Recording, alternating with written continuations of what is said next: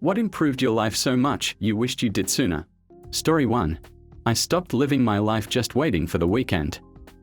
When you work 5 days a week and have just 2 off, it's not good to be always waiting for those 2 days. You can plan something meaningful or fun every day, even if it's just a small thing. Story 2.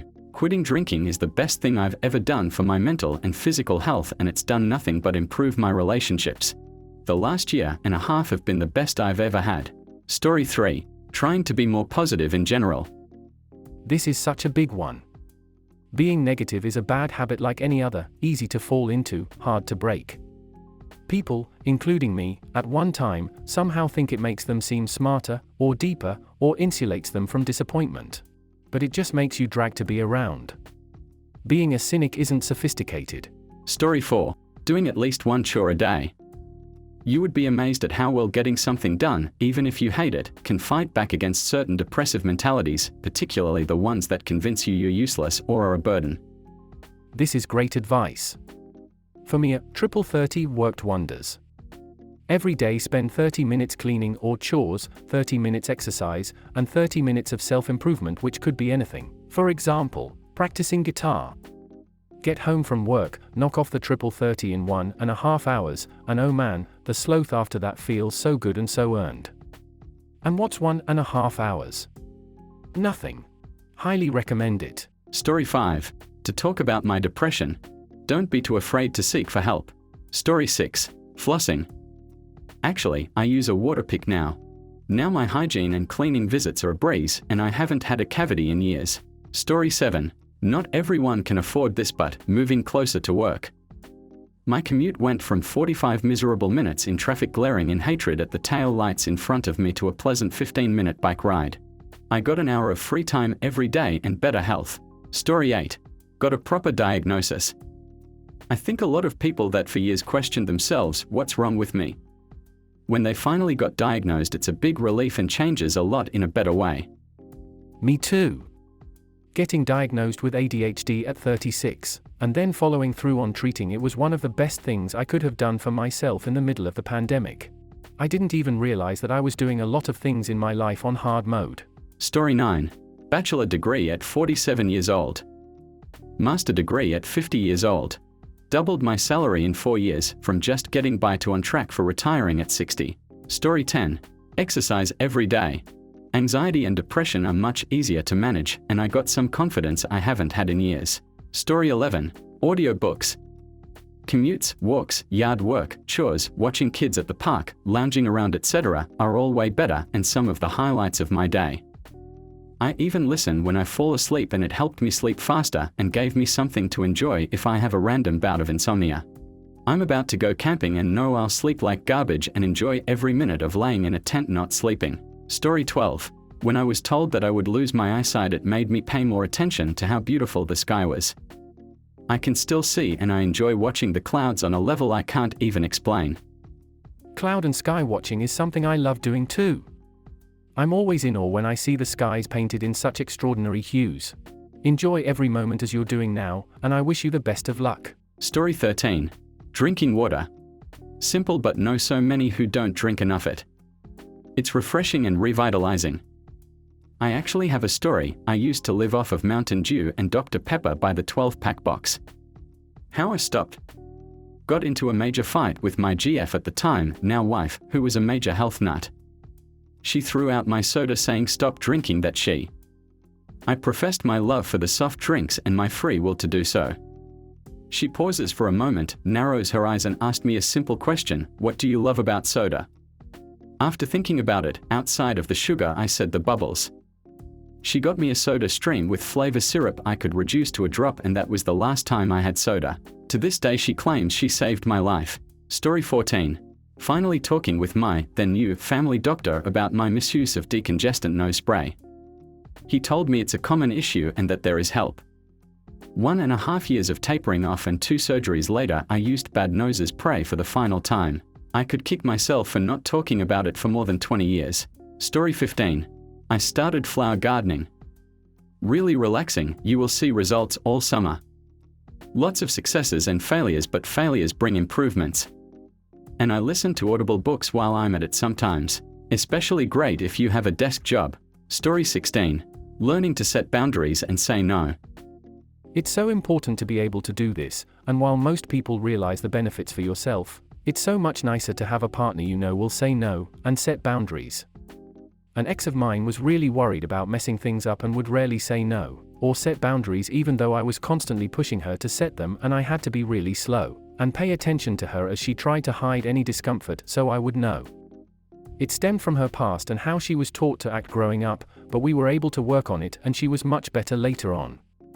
While it's always important to watch out for your partner's reactions to make sure they're comfortable anyways, having someone who tells you when and when they don't feel comfortable makes a world of difference. All is to say, don't think it's selfish to say no and set boundaries, it's much better for everyone, especially yourself. Have a good day. Story 17. Moved away from the state I grew up in. I didn't know how unhappy I was. I had gotten used to being miserable, and now that I'm in a better area, I'm a completely different person. I did this, but moved halfway around the world. It's amazing how much background stress is gone when I finally accepted that I was just not meant to be where I was. I miss my family, but we stay in regular contact and I have a lovely found family here. Sometimes just up and getting out of a place that isn't for you is the best course of action. Story 18. Stopped arguing with random strangers on the internet. Sometimes I'll type out a comment for the catharsis and then just delete it and go on my way. Story 19. I started viewing things as potential experiences rather than just opportunities for achievement. Before that, for example, if I took a class, then I was only focused on the grade. If I couldn't get a good grade, I didn't like the class. Heck, I wouldn't even start a book if I thought it might be too hard or too long and I might not finish it. Then I realized the purpose of classes and books and other things was to learn, and that hard ones were likely the ones I learned the most from, even if I didn't get the best grade. I started doing all sorts of stuff with the idea that I just wanted the experience. Even if I was the worst one out there, who cares? I wasn't there for the achievement, I wanted to learn things. This works socially as well, and I started taking way more risks, telling myself that, at the very least, it would be a learning experience. I saw a saying once, it's only a failure if you stop trying, otherwise, it's an experiment. I love it. Story 20. Accepting adversity as a part of any process. We may get too overwhelmed from time to time when adversity hits, but if you take a peek at the future, it all starts to feel smaller and make more sense. Story 21. Listening to the sound of rain to fall asleep. Nice one. I used to sometimes use my Amazon Alexa to play rain sounds or thunderstorms or stuff like that to go to sleep easier. Did that a few times, but my dad would eventually blast into my bedroom, turning on the light and waking me up in the process because it sounds like I'm running a fan. That sure ruined my sleep cycle a few times, so I gave up on the sounds. Story 22. Finding the right therapist. Been in since I was 9 and found the right one at 23. It's only been maybe 6 months, but I've already unpacked so much more trauma in that small time than I did all the other years wasted in therapy. Story 23. Getting a work from home 40-hour-a-week job. I was working like 55 hours a week in a warehouse before. So much room for activities. I used to work as a kitchen manager for similar hours until about a year ago. I started a work from home job as well. It's insane how much more time and energy I have. I can actually keep a consistent workout schedule. I'm eating well because I'm not burnt out on cooking. I can keep up with my hobbies better than I ever have in the past. It's wonderful. Story 24. Got a bidet toilet attachment. There's nothing like having a clean ass all the time. Story 25. I begrudgingly started lifting weights when I was 30 due to some back pain that caused me to barely be able to get out of my office chair. I forced myself to go for a few weeks, then I started looking forward to going to the gym, then after a while I became a total gym rat meathead. I wish I had started lifting when I was a teenager. Not only did it cure my back pain, but I lost weight, look and feel much better, and the doctor says all my health indicators are spot on now as I am in my 40s. In addition, it's like a hobby for me now that I tinker with and socialize with other people who are into the same thing, etc. If you've gotten this far and enjoying the content, please leave a comment of your own story. We'd love to make a video of them in the future. Story 26. No one has said it yet, but laser eye surgery. Best money I've ever spent. Got mine about 6 years back and still have 20/20ths vision. No more glasses fogging up, no more weird moments when you cannot wear your glasses for some reason. No more money spent on buying contact lenses, cleaning solutions, and all the other costs. On the negative side, you won't actually shoot lasers out of your eyes. Story 27. Setting rules for myself.